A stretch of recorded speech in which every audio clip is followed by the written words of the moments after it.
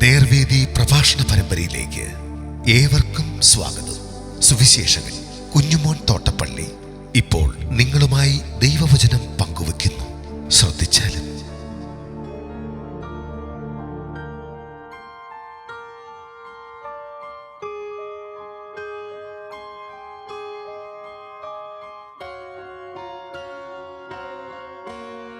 യേശു ലഗ്യോൻ ബാധിച്ച മനുഷ്യന് സൗഖ്യം നൽകുന്നു. മത്തായി എഴുതിയ സുവിശേഷം 8-ാം അധ്യായത്തിൻ്റെ 28 മുതൽ ഞാൻ വായിക്കുന്നത് ശ്രദ്ധിച്ചാലും. അവൻ അക്കരെ ഗദനേന്യരുടെ ദേശത്ത് എത്തിയാറെ 2 ഭൂതഗ്രസ്തർ ശവക്കല്ലറകളിൽ നിന്ന് പുറപ്പെട്ട് അവനെതിരെ വന്നു. അവർ അത്യുഗ്രന്മാർ ആയിരുന്നത് കൊണ്ട് ആർക്കും ആ വഴി നടന്നുകൂടാൻ. അവർ നിലവിളിച്ചു, ദൈവപുത്ര, ഞങ്ങൾക്കും നിനക്കും തമ്മിൽ എന്ത്? സമയത്തിനു മുമ്പേ ഞങ്ങളെ ദണ്ഡിപ്പിപ്പാൻ ഇവിടെ വന്നുവോ എന്ന് പറഞ്ഞു. അവർക്കകലെ ഒരു വലിയ പന്നിക്കൂട്ടം മേഞ്ഞുകൊണ്ടിരുന്നു. ഭൂതങ്ങൾ അവനോട്, ഞങ്ങളെ പുറത്താക്കുന്നുവെങ്കിൽ പന്നിക്കൂട്ടങ്ങളിലേക്ക് അയക്കണം എന്ന് അപേക്ഷിച്ചു. പൊയ്ക്കൊള്ളുവീൻ എന്ന് അവൻ അവരോട് പറഞ്ഞു. അവർ പുറപ്പെട്ട് പന്നികളിലേക്ക് ചെന്നു. ആ കൂട്ടമെല്ലാം കടുംതൂക്കത്തോടെ കടലിലേക്ക് പാഞ്ഞ് വെള്ളത്തിൽ മുങ്ങി ചത്തു. മേയ്ക്കുന്നവർ ഓടി പട്ടണത്തിൽ ചെന്ന് സകലവും ഭൂതഗ്രസ്തരുടെ വസ്തുതയും അറിയിച്ചു. ഉടനെ പട്ടണമെല്ലാം പുറപ്പെട്ട് യേശുവിനെതിരെ ചെന്ന് അവനെ കണ്ടാറെ തങ്ങളുടെ അതിരു വിട്ടു പോകണം എന്ന് അപേക്ഷിച്ചു.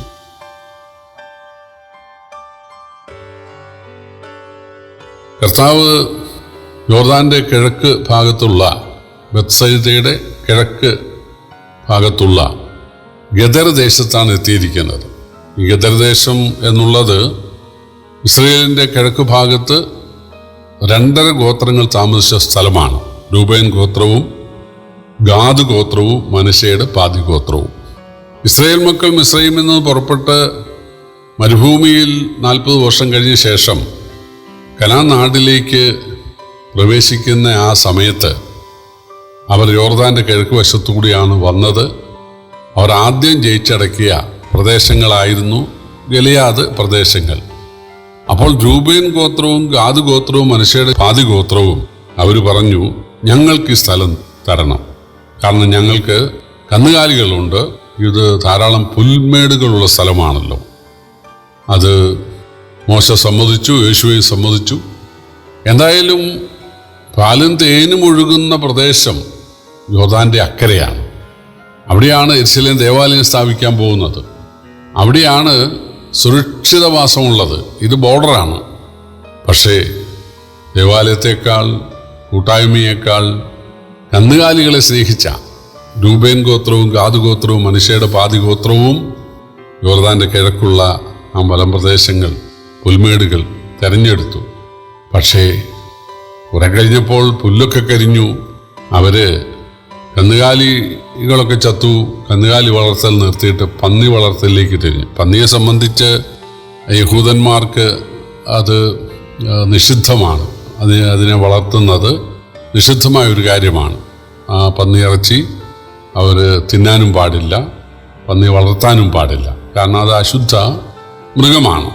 ഇസ്രായേലിനോട് കഴിക്കാവുന്ന മത്സ്യങ്ങൾ ഏതൊക്കെയാണ്, കഴിക്കാവുന്ന പക്ഷികൾ ഏതൊക്കെയാണ്, കഴിക്കാവുന്ന മൃഗങ്ങൾ ഏതൊക്കെയാണ് എന്ന് പറഞ്ഞിട്ടുണ്ട്. മൃഗങ്ങളുടെ കുളമ്പ് പിളർന്നതായിരിക്കണം, അയവിറക്കുന്നത് ആയിരിക്കണം എന്നൊക്കെ നിർബന്ധമുണ്ട്. അതുപോലെ മത്സ്യങ്ങൾ ചെതുമ്പലുള്ളതായിരിക്കണം എന്ന് നിർബന്ധമുണ്ട്.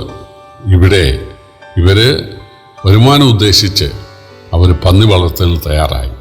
സംഭവിച്ചത് അവർ പലരും ഭൂതബാധിതരായി. ദൈവത്തെ ഉപേക്ഷിച്ച്, ദൈവത്തെ മറന്ന്, പണത്തെ മാത്രം സ്നേഹിച്ച്, അല്ലെങ്കിൽ പാപത്തെ സ്നേഹിച്ച്, അല്ലെങ്കിൽ വിഗ്രഹങ്ങളെ സ്നേഹിച്ച് സേവിച്ചു പോകുന്ന ആളുകൾക്ക് വരുന്ന അപകടം റോമാലേഖനത്തിൽ എഴുതിയിട്ടുണ്ട്. ദൈവത്തെക്കുറിച്ച് അറിയാവുന്ന ദൈവം വെളിവാക്കിയിരിക്കുന്നു. അവൻ്റെ നിത്യശക്തിയും ദൈവത്വമായ അദൃശ്യ ലക്ഷണങ്ങൾ ലോക സൃഷ്ടി മുതൽ മനുഷ്യൻ്റെ ബുദ്ധിക്ക് തെളിവായി വെളിപ്പെട്ടു വരുന്നു. അവർക്ക് പ്രതിവാദമില്ലാതിരിക്കുന്നത് തന്നെ. എന്നാൽ അവർ ദൈവത്തെ അറിഞ്ഞിട്ടും ദൈവത്തെ ഓർത്ത് മഹത്വീകരിക്കുകയോ നന്ദി കാണിക്കുകയോ ചെയ്യാതെ തങ്ങളുടെ നിരൂപണങ്ങളിൽ വ്യർത്ഥരായി. ജ്ഞാനികളെന്ന് പറഞ്ഞവർ മൂഢരായി. അക്ഷയനായ ദൈവത്തിൻ്റെ തേജസ്സിനെ അവർ ക്ഷയമുള്ള പക്ഷി, ഇഴജാതി, നാൽക്കാലി, മനുഷ്യൻ എന്നിവയുടെ രൂപസാദൃശ്യമാക്കി മാറ്റി സൃഷ്ടിച്ചവനേക്കാൾ സൃഷ്ടിയെ ഭജിച്ച് ആരാധിച്ചു. അതുകൊണ്ട് ദൈവം അവരെ അവമാന രാഗത്തിന്, നികൃഷ്ട ബുദ്ധിക്ക്, അശുദ്ധിക്ക്, ഹൃദയകാഠിന്യത്തിന് ഏൽപ്പിച്ചു എന്നാണ് റോമാലേഖനം 1-ാം അധ്യായത്തിൽ വായിക്കുന്നത്.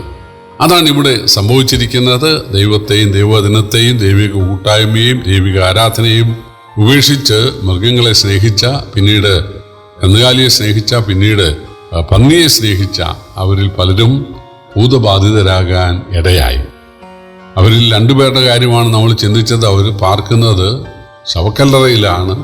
പലപ്പോഴും ഇരുമ്പും ചങ്ങലയും കൊണ്ട് ബന്ധിച്ചിട്ടും അവരെ അടക്കാൻ കഴിയുന്നില്ല. അവർ നിലവിളിച്ചുകൊണ്ട്, തന്നെത്താൻ ചതച്ചുകൊണ്ട് ആളുകളുടെ സ്വൈര്യം കെടുത്തുകയാണ്. യേശു ആ ഭൂതബാധിതർക്ക് വിടുതൽ നൽകാൻ വേണ്ടിയും അതുവഴി താൻ ദൈവമാണ് എന്നുള്ളതും ഈ ഗദരദേശക്കാരെ ബോധ്യപ്പെടുത്താൻ വേണ്ടിയുമാണ് ഈ പടകിൽ യാത്ര ചെയ്തു വരുന്നത്. പക്ഷേ തടയാൻ സാത്താൻ ശ്രമിച്ചെങ്കിലും കർത്താവ് അതിനെ ആ കാറ്റിനെയും കടലിനെയും ഒക്കെ, അല്ലെങ്കിൽ സാത്താനെ ശാസിച്ച് അവിടെ എത്തി. ആ സമയത്ത് ഇവർ ഓടി വന്ന് പറയുകയാണ്, മഹോന്നതനായ ദൈവത്തിൻ്റെ പുത്ര. അപ്പോൾ സാത്താന് യേശു ആരാണ് എന്നറിയാം. ഞങ്ങളെ ദണ്ഡിപ്പിക്കരുത്, സമയത്തിനു മുമ്പേ. ഭാവിയിൽ സാത്താന് അഗ്നിനരകമാണ് എന്നുള്ളത് അവർക്കറിയാം. ഞങ്ങളെ ദണ്ഡിപ്പിക്കരുത്, ഞങ്ങളെ പുറത്താക്കുന്നെങ്കിൽ, ഈ മനുഷ്യരിൽ നിന്ന് പുറത്താക്കുന്നെങ്കിൽ ഈ പന്നികളിലേക്ക് അയച്ചാലും.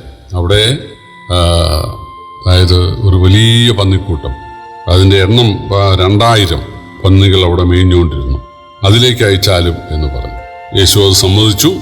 ഈ പന്നികളിലേക്ക് ചെന്ന സമയത്ത് പന്നികളുടെ ബോധം നഷ്ടപ്പെട്ട് അത് വിരൽ പിടിച്ച് കടലിലേക്ക് ചാടി, വെള്ളത്തിലേക്ക് ചാടി ചാകാനിടയായി. അപ്പോൾ ഭൂതഗ്രസ്തന് വിടുതലുണ്ടായി. അവൻ വസ്ത്രം ധരിച്ച് സുബോധത്തോടെ കഴിയുന്നു എന്നുള്ളതല്ല. നാട്ടുകാർ വന്നിട്ട് ഞങ്ങളുടെ പന്നിയെ കൊന്നതാരാണ്, ഞങ്ങളുടെ പന്നിയെ വെള്ളത്തിലേക്ക് ഓടിച്ചതാരാണ്, ഇതൊക്കെയാണ് അവരുടെ ചോദ്യം. അവർ യേശുവിനെ ആ നാട്ടിൽ നിന്ന് പുറത്താക്കുകയാണ്. ഞങ്ങൾക്ക് ഞങ്ങളുടെ പന്നി മതി എന്ന് പറയുകയാണ്. അവരെ മാനസാന്തരയ്ക്ക് നയിക്കാൻ യേശു ശ്രമിച്ചെങ്കിലും അവർ അതിനെ അനുവദിച്ചില്ല. യേശുവിന് സർവ്വജ്ഞാനത്തിൽ അതറിയാമായിരുന്നു. എന്നാൽ ആ ഭൂതബാധിതർക്ക് വിടുതലുണ്ടാകട്ടെ, അവരുടെ വീടുകളിൽ സമാധാനം ഉണ്ടാകട്ടെ എന്ന് വിചാരിച്ച് യേശു അങ്ങോട്ട് വരികയായിരുന്നു. പ്രിയപ്പെട്ടവർ, യേശു വ്യക്തികളെ സ്നേഹിക്കുന്നവനാണ്. സമൂഹത്തെക്കാൾ ഉപരി വ്യക്തികളെ സ്നേഹിക്കുന്നവനാണ്. കർത്താവിനെ രക്ഷകനായി സ്വീകരിച്ചാൽ പിശാചിൻ്റെ സകല ഉപദ്രവങ്ങളിൽ നിന്നും നമുക്ക് വിടുതൽ നേടാനായിട്ടും നമുക്ക് നല്ല വ്യക്തിത്വത്തിൻ്റെ ഉടമകളായിട്ട് ധാർമ്മികതയും ആത്മീയതയും ഉള്ളവരായി ജീവിപ്പാനും സാധിക്കുമെന്നൊരു പാഠമാണ് ഇവിടെ നമുക്ക് പഠിക്കാൻ കഴിയുന്നത്. കർത്താവ് നമ്മെ സഹായിക്കട്ടെ. കർത്താവിൻ്റെ വിലയേറിയ നാമം വാഴ്ത്തപ്പെടുമാറാകട്ടെ.